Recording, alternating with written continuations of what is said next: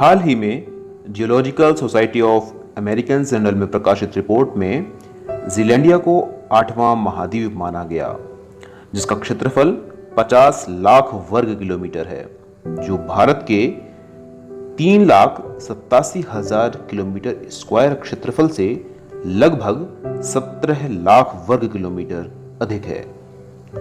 हालांकि इसकी खोज वर्ष 2017 में की गई थी, लेकिन इसका यह नाम 1995 में ब्रूस लिंडेक के द्वारा दिया गया था तथा वर्ष 2020 में इसका टेक्टोनिकल मैप जारी किया गया है, जो प्लेट टेक्टोनिक्स सहित पृथ्वी के भूगर्भ विज्ञान के संबंध में अन्य महत्वपूर्ण जानकारियां प्रदान करेगा।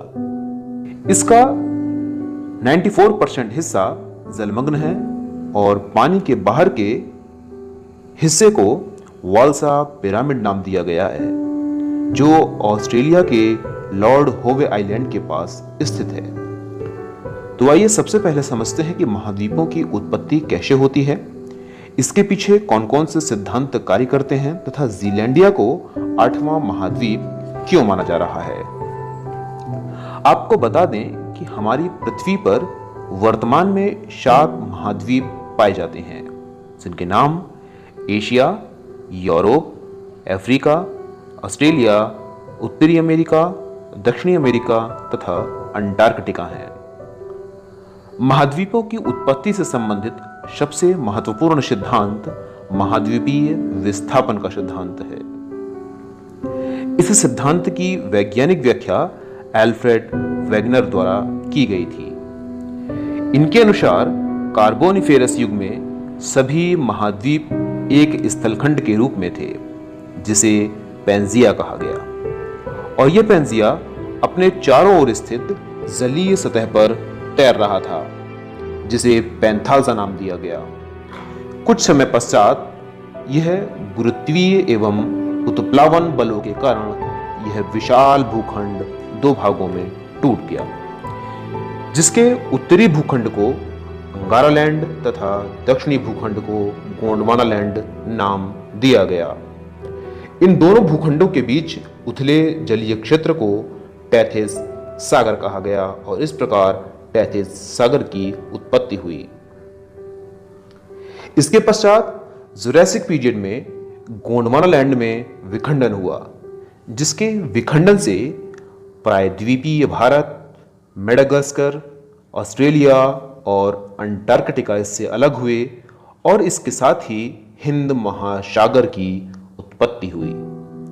और यह 8वां महाद्वीप जीलैंडिया भी इसी गोंडवानालैंड से 7 करोड़ 90 लाख वर्ष पूर्व अलग हुआ था। ठीक इसी समय अंगारालैंड में भी विखंडन हुआ, जिससे उत्तरी अमेरिका, यूरोप और एशिया अस्तित्व में आए। कालांतर में उत्तरी और दक्षिणी अमेरिका के पश्चिम दिशा में प्रवाह से अटलांटिक महासागर बना।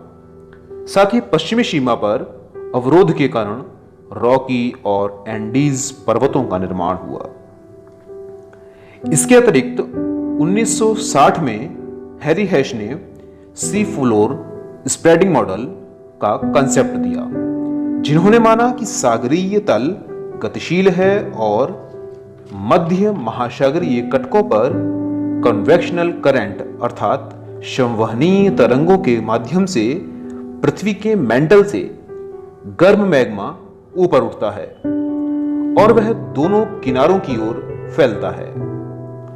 यदि इस स्थान पर प्लेट की मोटाई सामान्य है तो यह मैग्मा ज्वालामुखी उद्गार के रूप में बाहर निकलता है, और यदि प्लेट की मोटाई अधिक है तो इस स्थान पर भूकंप की उत्पत्ति होती है।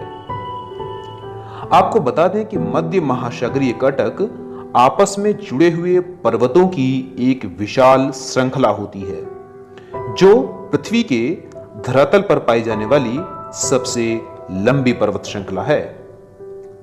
इन दोनों सिद्धांतों अर्थात महाद्वीपीय विस्थापन का सिद्धांत तथा महासागरीय विस्थापन के सिद्धांत की कमियों के संदर्भ में महाद्वीपीय एवं महासागरीय प्लेटों के संचरण की एक गतिक अवधारणा प्रस्तुत की गई जिसे प्लेट विवर्तनिकी सिद्धांत अर्थात प्लेट टेक्टोनिक्स थ्योरी कहा गया।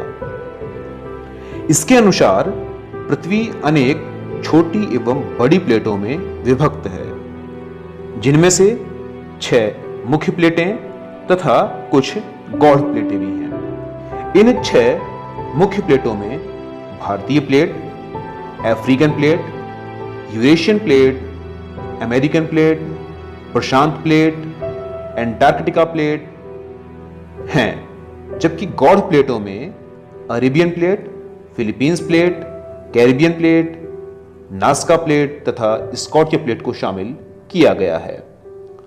आपको बता दें कि हम प्लेट विवर्तनिकी सिद्धांत के माध्यम से भूकंप की उत्पत्ति, ज्वालामुखी, महासागरों के निर्माण तथा वलित पर्वतों की उत्पत्ति के बारे में महत्वपूर्ण जानकारियां प्राप्त कर सकते हैं, क्योंकि इन प्लेटों में संचरण होता रहता है और जब ये प्लेटें एक दूसरे से विपरीत दिशा में गति करती हैं, अर्थात जब इनमें अपसारी संचरण होता है, तो इससे प्लेटों के मध्य भ्रंश का निर्माण होता है। जैसे मध्य अटलांटिक कटक, अर्थात इससे महासागरों की उत्पत्ति होती है। जब यदि ये प्लेटें एक दूसरे की ओर गति करती हैं, अर्थात जब इनके बीच अभिसारित संचरण होता है, तो इससे वलित पर्वतों की उत्पत्ति होती है।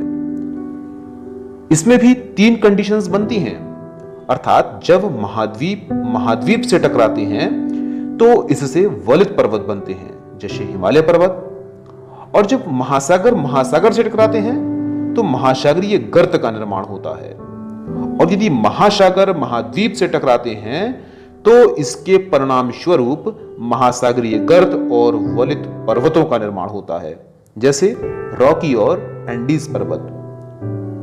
और इसमें तीसरी और सबसे अंतिम अवस्था वह है जिसमें दोनों प्लेटें एक दूसरे के समानांतर क्षैतिज दिशा में संचरण करती हैं, जिससे इनके बीच तीव्र घर्षण होता है, जिससे भूकंप की उत्पत्ति होती है। कैलिफोर्निया की सैन एंड्रियास भ्रंश का निर्माण इसी गति के परिणाम स्वरूप हुआ था।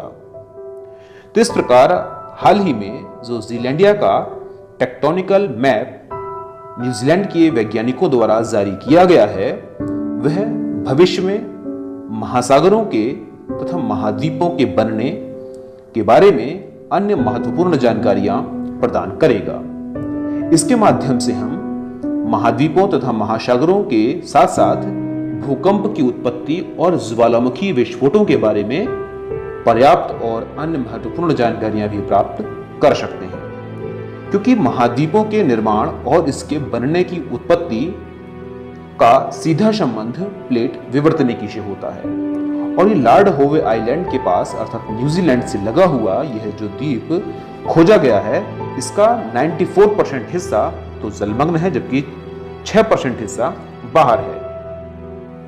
और यह भी 3 भूभागों से निर्मित है। इसमें न्यूजीलैंड का उत्तरी आइलैंड द्वीप और दक्षिणी आइलैंड द्वीप, जबकि तीसरा चीज इसमें न्यू कैलेडोनिया का उत्तरी हिस्सा शामिल है। यह ऑस्ट्रेलिया के दक्षिण पूर्व एवं न्यूजीलैंड के ऊपर स्थित है। इसीलिए वैज्ञानिक इस नए महाद्वीप को 8वें महाद्वीप का नाम दे रहे हैं।